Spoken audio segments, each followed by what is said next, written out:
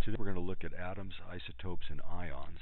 And to do that, I'll just get this periodic table and overlay it right here.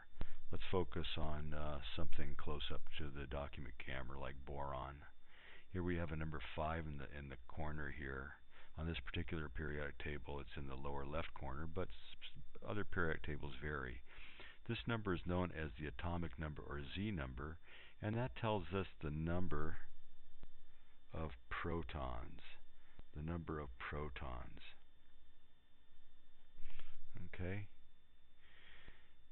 The number here, 10.811, it's not a whole number, is it? It's a fraction. So it's really a weighted average of all the different samples of boron atoms.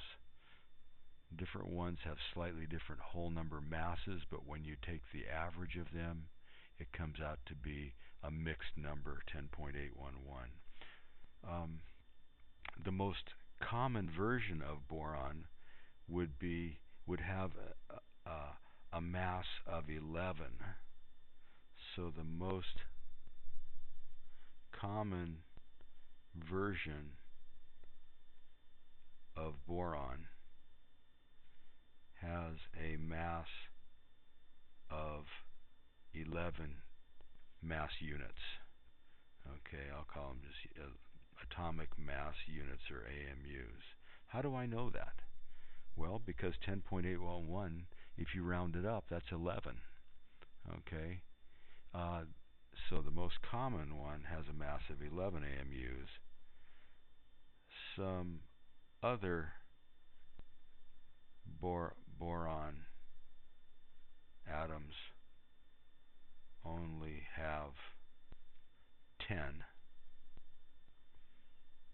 Okay, and there might even be some 10 AMUs, and there might even be some boron atoms that have even less. But the mass that occurs most commonly for boron atoms would be boron with a mass of 11, but then fewer ones have a mass of 10. If you do a weighted average, it comes out to be 10.11. So this really gives an indication of the mass of a boron atom. And in terms of protons and neutrons, what does that mean? Okay, so if the mass number is 11, like in this one here, mass number equals 11 AMUs, what that tells a chemist is that there are 5 protons already, so it has 5 protons, and the rest of them would be neutrons. So if the mass number represents the number of protons plus neutrons, and we have 5 protons as seen by the fact that the atomic number is 5, that means if we subtract 5 from 11, that gives us 6 neutrons. Okay, so it's a fairly easy thing to do. All you need to do for our class mainly is to round up the atomic weight, and that will give you the mass number. So if the atomic weight is 10.811, the mass number, most common mass number, I should put, that's the one we're most interested in, would be rounded up to be 11. If we see the atomic number or proton number is 5, and we know that the number of protons plus neutrons is 11, then we can just subtract 5 from 11. That gives us 6 neutrons. So that tells us the number of neutrons. Now let's try one here. Let's try one. Okay. Let's take something like argon. Argon over here has an atomic number of 18, so that's the number of protons, 18. Okay, and it has an atomic weight of 39.948, which we can round up to 40. So this is the atomic weight, but this right here, 40, is the most common mass number. And remember, mass number means the number of protons plus neutrons. So now, if we take our 18 protons and subtract it from our 40 protons and neutrons, so we have 40 minus 18, that'll give us 22 neutrons in the most common form of argon. Okay? So that's not too bad. So we can basically figure out the number of neutrons for this argon atom that has a mass number of 40. It would be called argon 40, and we could just write the symbol Ar and then just put a 40 right there like that. Another way to write this would be to write the symbol for argon, okay, and put the 40 up here, and then the Z number down in the lower left. So that would be 18. Okay. This is known as, well, I like to call it AZ format. Okay. So in general, we'd put our element right here, and then we'd put our Z number, which is the atomic number right there, and then the mass number, they call it A number, A. So this is AZ format. Okay? So here I wrote argon in its AZ format with 18 for the atomic number in the lower left, and then the total mass number for the most common form of argon up here. You could do the subtraction in your head and know that, hey, there's 22 neutrons. If I were to draw a cartoon version of the argon atom, argon nucleus, I should say, let's say here's the argon nucleus. Okay, we would have 18 protons. I can just put 18p plus there. Each proton is positively charged. And then we would have 40 minus 18, or 22 neutrons. And neutrons don't have an electric charge. I'll put a 0 there. So this is the argon nucleus. That's the one for the most common version. Now, different versions of the same element are known as isotopes. Iso meaning the same, right? So an isotopes are different forms or different versions of the same element, differing only in how many neutrons. Okay, so in the case of argon, we had argon 40, and if I were to draw the cartoon nucleus there, so there's the nucleus of argon 40,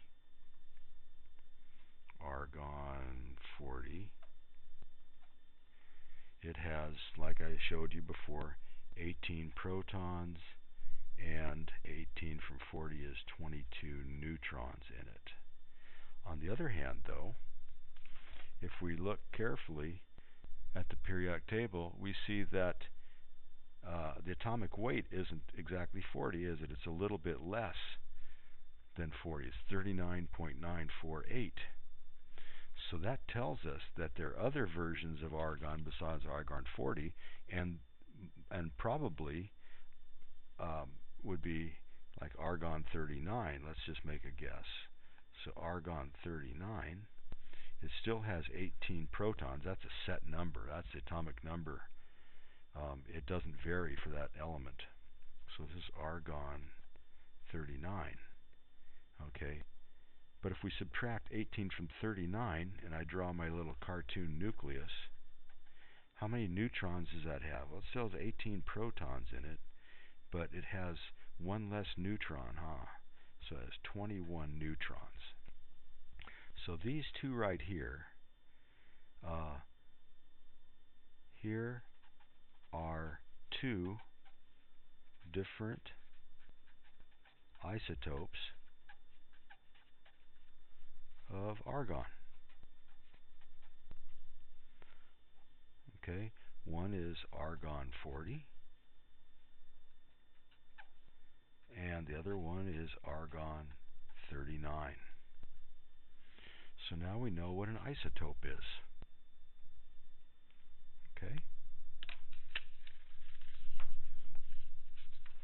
Now, the next step is to practice a little bit. So I'll get another piece of paper here and we can just try a problem.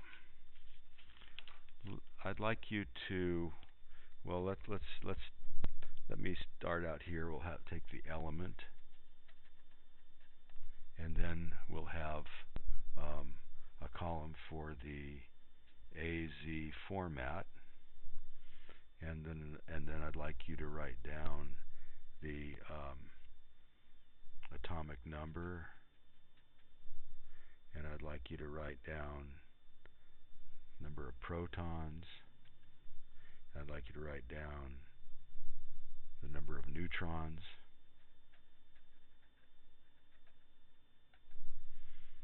I'd like you to write down actually the number of electrons too, and the number of electrons would happen to be the same as the number of protons, assuming that the atom is a neutral atom where you have equal number of negatively charged electrons canceling out the charge from the equal number of positively charged protons. Let's try an example. Let's take the element lithium. So there's lithium, kind of sloppily written down there. Let's see where it is. Okay, there's lithium on the periodic table. The symbol for lithium would be Li. So if I were to write the AZ format for lithium, I'd write the symbol Li. And then what I would do, I'd look at the periodic table and I'd go, okay, lithium has atomic number of 3. So I'm going to put that as my Z number right there, 3 in the lower left corner. Okay, by the way, that means the number of protons is 3. Now let's look at the atomic weight. The atomic weight here, you can see, I'll get a red pen, is 6.941. That's the atomic weight. That's a weighted average. So the most common isotope or common version of lithium would have a mass number of 7. I'm rounding that up, right? The most common would have a mass number of 7. So I can put that 7 right here as my A number or my mass number. Atomic mass of 7. Remember how to find the number of neutrons?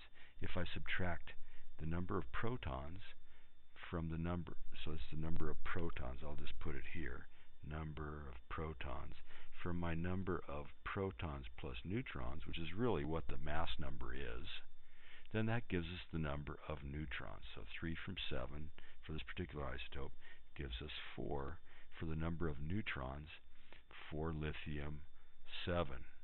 How many electrons would it have? Well, we just look at the number of protons. Since there are 3 protons there, that must mean if the atom is to be neutral, it must have 3 electrons also. Okay, so in the nucleus, we have 1 positive, 2 positive, 3 positively charged protons. We have 1, 2, 3, 4 neutrons which don't have electric charge. And then if the atom is neutral, it must have the same number of negative charged electrons out here as it has positively charged protons in the nucleus. So it must have 3 electrons buzzing about outside in the electron cloud. Okay? Thanks, everybody. Oops, I forgot one thing. Before I turn this off, we need to go over we need to go over what an ion is. I'm sorry that I was a little bit premature there. Okay, so what's an ion? An ion is an electrically charged element, okay? How does it get that way? Well, if we take a look at the lithium here, what if you zap that lithium atom with some form of energy? So much energy that it causes one or more electrons to get knocked out of the atom. So let's say this electron here gets knocked out. So we knock that electron out. Knocked out of the ballpark. Well, that just leaves us with two electrons around the nucleus, huh? So if we have two electrons, so here's the nucleus, we have 1, 2, 3 protons for lithium, and the neutrons don't really matter in terms of electric charge. The electron cloud, though, has one less electron. It only has 2 electrons now instead of 3, because 1 left. Let's take stock of the charges. So we have 2 electrons, so I'll put a negative 2 there. And we have 3 protons, 1, 2, 3, positive 3 protons. If we add these up, negative numbers and positive numbers, we can see that we end up with a net charge of +1. Okay? So the fact that we have 3 protons and with only 2 electrons, that doesn't add up to neutrality, does it? So we have an overall charge, or net charge, of +1. So this right here means that this lithium atom has become a lithium ion. An ion is an electrically charged atom. Okay? And see how it got electrically charged? In this case, it got electrically charged by the fact that it absorbed some energy. One of its electrons escaped, and now it only has 2 electrons. It has 1 less electron than normal. So this lithium ion we can write as Li, and since it has a charge of +1, we can write it as +1 like that. Now 1 is usually understood to be there, so we could also write it this way too, Li with a plus sign. Okay? Or sometimes they write it as Li with 1 plus. So it depends on who you're talking with, but these all mean the same thing. These are positively charged ions. Lithium is a positively charged ion if it loses that 1 electron. Here it was neutral, but then once an electron was knocked away, it became an ion. Okay? Now, atoms could also become negatively charged. Let's take, for example, a fluorine atom. We see here fluorine, right here, it has 9 protons. So I'll draw the nucleus for fluorine. 9 protons. And then, of course, in a neutral atom, the electron cloud would have 9 electrons, huh? I'm not going to put in the neutrons at this point. Fluorine happens to be a strong electron grabber. So what happens usually is if it's bouncing around in a test tube or in some other area, it has a tendency to want to grab an electron from some other element. So if it does that, so if it grabs 1 electron from another element, then it used to be neutral, but now it's not going to be neutral anymore, is it? It's going to have 9 protons in the nucleus still, but it's going to have 1 more electron than normal. It's going to have 10 electrons out there. Okay? Now let's do our little accounting here and see what we end up with. negative 10 for the electrons, and we have a positive 9 for the protons. Add those together, we get a negative 1 for the net charge of that atom. So this means then that we now have an ion, since it's electrically charged. This ion here is called a fluoride ion, okay? And we'd symbolize it with the symbol for the element F, and then we put a minus 1 right there.